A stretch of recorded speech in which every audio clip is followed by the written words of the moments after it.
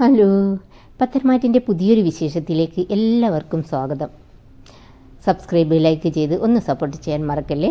അങ്ങനെ നന്ദു ആദർശിനോട് നയനയോടും പറഞ്ഞിരുന്നല്ലോ, അനി എപ്പോഴും എന്നെ പിന്തുടർന്നു കൊണ്ടിരിക്കുന്നുണ്ട് എന്ന്. ഒരു പോലീസ് ഉദ്യോഗസ്ഥയായ എനിക്ക് അത് ബുദ്ധിമുട്ടുണ്ടാക്കുന്നുണ്ട്. അതുകൊണ്ട് ആദർശേട്ടൻ അവനെ ഒന്ന് പറഞ്ഞ് തിരുത്തണം എന്ന് പറഞ്ഞിരുന്നല്ലോ. അതുകൊണ്ട് തന്നെ ആദർശ് നയനയും അനിയെ കാണുന്നുണ്ട്. എന്നിട്ട് ആദർശ് അനിയെ ഉപദേശിക്കുന്നുണ്ടെങ്കിലും അനി പറയുന്നുണ്ട്, ഇത് പറയാനായിരുന്നു ഏട്ടനും ഏട്ടത്തെയും വിളിച്ചതെങ്കിൽ ഞാൻ ഇങ്ങോട്ട് വരില്ലായിരുന്നു. നിങ്ങളൊക്കെ ഇപ്പോൾ സമാധാനത്തോടെ ജീവിക്കുന്നുണ്ട്. എൻ്റെ ജീവിതമായി ഇങ്ങനെ ആയത്, അത് നശിപ്പിച്ചത് ഞാൻ സ്നേഹിച്ചവർ തന്നെയാണ് എന്ന് പറഞ്ഞ് നയനെ ഇങ്ങനെ നോക്കുന്നുണ്ട്. അത് പറഞ്ഞ് അനി വണ്ടിയും എടുത്ത് പോകുന്നുണ്ട്. ആദർശ് നയനയോട് പറയുന്നുണ്ട്, അവനോട് ഇനി ഒന്നും പറഞ്ഞിട്ട് കാര്യമില്ല എന്ന് തോന്നുന്നു. പിന്നെ കാണിക്കുന്നത് നന്ദു പോലീസ് സ്റ്റേഷനിലേക്ക് വന്നപ്പോൾ അവിടെ ഹെൽമെറ്റ് ഇട്ട് ഒരു ചെറുപ്പക്കാരൻ നിൽക്കുന്നുണ്ട്. അപ്പോൾ നന്ദു പറയുന്നുണ്ട്, തലയിൽ നിന്ന് ഹെൽമെറ്റ് എടുക്കടാ എന്ന്. എന്നിട്ട് അവൻ ഹെൽമെറ്റ് എടുക്കുന്നുണ്ട്. അത് പക്ഷെ മറ്റാരുമായിരുന്നില്ല, നമ്മുടെ അനിയാണ്.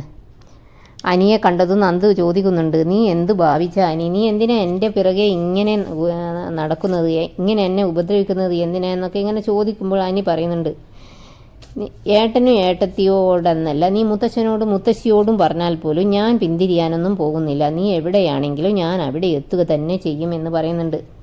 അപ്പോൾ നന്ദു പറയുന്നുണ്ട്, അങ്ങനെയാണെങ്കിൽ എനിക്ക് നിനക്കെതിരെ ആക്ഷൻ എടുക്കേണ്ടി വരും എന്ന് പറയുമ്പോൾ അനി പറയുന്നുണ്ട്, നീ എന്ത് വേണമെങ്കിലും ചെയ്തോ എന്ന് പറയുന്നുണ്ട്. ഏതായാലും അനി ഇങ്ങനെ വരുന്നത് സ്റ്റേഷനിലുള്ള മറ്റുള്ളവർക്കിടയിൽ ഒരു സംസാരമാകുന്നുണ്ട്. പിന്നെ അനി നന്ദുവിൻ്റെ കൂട്ടുകാരുടെ അടുത്തേക്ക് പോകുന്നുണ്ട്. എന്നിട്ട് അവൻ്റെ സങ്കടം അവരോട് പറയുന്നുണ്ട്. അപ്പോൾ അവർ പറയുന്നുണ്ട്, അവൾക്കിനി നിന്നെ വെറുക്കാനൊന്നും ഒരിക്കലും കഴിയില്ല. ഇതൊക്കെ കുടുംബത്തിൽ ഒരു പ്രശ്നം ഉണ്ടാകാതിരിക്കാനായി അവൾ ഒഴിഞ്ഞു മാറുന്നതാണ്. അതുകൊണ്ട് തന്നെ നീ ഒരിക്കലും പിന്തിരിയരുത് എന്ന് പറയുന്നുണ്ട് അവർ. എത്രയായാലും അനാമിക നിൻ്റെ ജീവിതത്തിൽ ഉണ്ടാകില്ല. അപ്പോൾ അവിടേക്ക് വരേണ്ടത് നന്ദു തന്നെയാണ്. ഒരിക്കലും നീ പിന്തിരിയരുത് എന്ന് തന്നെ അവർ പറഞ്ഞ് ഉപദേശിക്കുകയാണ് അനിയെ. പിന്നെ കാണിക്കുന്നത് പോലീസ് സ്റ്റേഷനാണ്. ASI വന്ന് നന്ദുവിന് ഒരു ഫയൽ ഏൽപ്പിക്കുന്നുണ്ട്. എന്നിട്ട് പറയുന്നുണ്ട്, ഇത് ആ വേണുവിൻ്റെയും രേവതിയുടെയും മകളുടെയും കോൾ ലിസ്റ്റാണ് എന്ന് പറയുന്നുണ്ട്. ഏതായാലും നന്ദു കുറച്ചുനാൾ മുൻപ് അനന്തപുരിയിൽ നിന്ന് സ്വർണം മോഷണം പോയതിൻ്റെ ഒരു അന്വേഷണത്തിലാണ്. അങ്ങനെ നന്ദു അതൊക്കെ ഇങ്ങനെ പരിശോധിക്കുന്നുണ്ട്.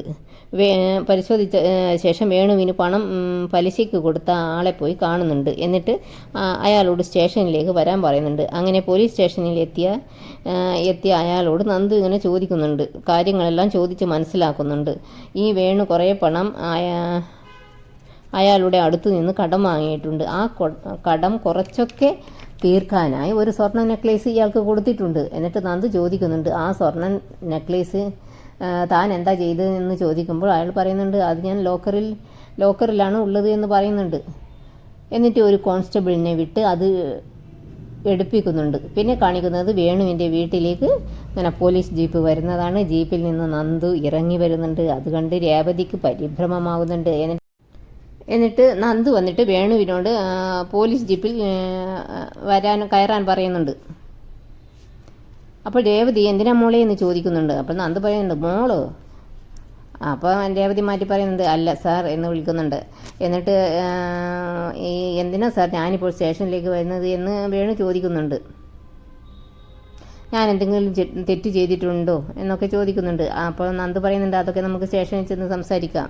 അങ്ങനെ വേണുവിനെയും കൊണ്ട് നന്ദു സ്റ്റേഷനിലേക്ക് പോകുന്നുണ്ട്. ഏതായാലും ഇതൊക്കെ അറിഞ്ഞ അനാമിക അനന്തപുരിയിൽ നിന്ന് പൊട്ടിത്തെറിക്കുന്നുണ്ട്. ഇതിനു മുൻപ് അവൾ എൻ്റെ അച്ഛനെയും അമ്മയെയും തല്ലി ചതച്ചു.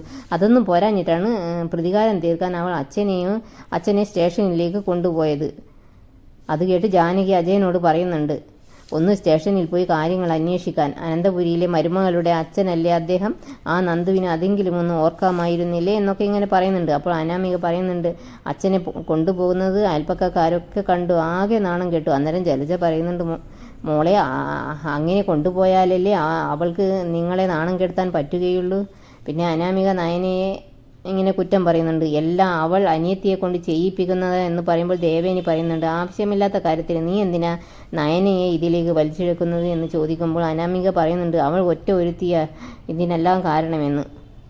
അപ്പോൾ എല്ലാം കേട്ട് അജയൻ പറയുന്നുണ്ട്, ആവശ്യമില്ലാത്ത കാര്യത്തിന് ഇവിടെ ആരും തർക്കിക്കണ്ട. നിൻ്റെ അച്ഛനെ അനാവശ്യമായിട്ട് അറസ്റ്റ് ചെയ്തതാണെങ്കിൽ നീ പോയിട്ട് കേസ് കൊടുക്കുക. നിൻ്റെയൊക്കെ സ്വഭാവം എനിക്ക് നന്നായിട്ട് അറിയാം. അപ്പോൾ ജാനകി ചോദിക്കുന്നുണ്ട്, എന്താ അജയേട്ട ഇങ്ങനെയൊക്കെ പറയുന്നത്? അന്നേരം അജയൻ പറയുന്നുണ്ട്, നീ എന്നെ തുറിച്ചു നോക്കുകയൊന്നും വേണ്ട. ഉള്ളതുപോലെ പറയും ഞാൻ. ഇവിടെ അച്ഛനെയും അമ്മയെയും ഓർമ്മിച്ചിട്ടാണ് ഞാൻ കൂടുതലൊന്നും പറയാത്തത്.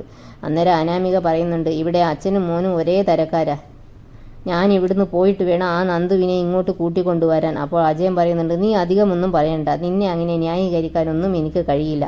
അപ്പോൾ അനാമിക പറയുന്നുണ്ട്, നോക്കിക്കോ, ഇത് ഇങ്ങനെ പോവുകയാണെങ്കിൽ ഞാൻ എൻ്റെ ജീവൻ ഒടുക്കും, അതിന് നിങ്ങളൊക്കെ കണക്ക് പറയേണ്ടി വരും എന്നും പറഞ്ഞിട്ട് അനാമിക അവിടുന്ന് പോകുന്നുണ്ട്.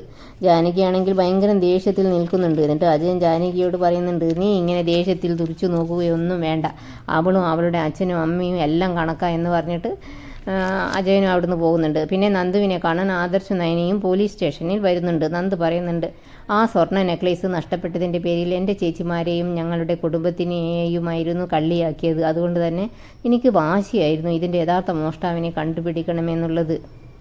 അതിനിടയ്ക്ക് ആദർശ് പറയുന്നുണ്ട്, എനിക്ക് അനിയെപ്പറ്റി ഓർമ്മിച്ചിട്ടാണ് സങ്കടം, നിങ്ങളോട് രണ്ടുപേരോടും ദേഷ്യമാണ്. എൻ്റെ അനിയുടെ ജീവിതം ആക്കിയതിന് കാരണം നിങ്ങൾ രണ്ടുപേരുമാണ്. അന്നേ തുറന്നു പറഞ്ഞിരുന്നുവെങ്കിൽ അവൻ്റെ ജീവിതം ഇങ്ങനെ നശിക്കുന്നത് എനിക്ക് കാണേണ്ടി വരില്ലായിരുന്നു. എനിക്ക് എൻ്റെ ജീവിതത്തിനേക്കാളും മുഖ്യമാണ് അവൻ്റെ ജീവിതം.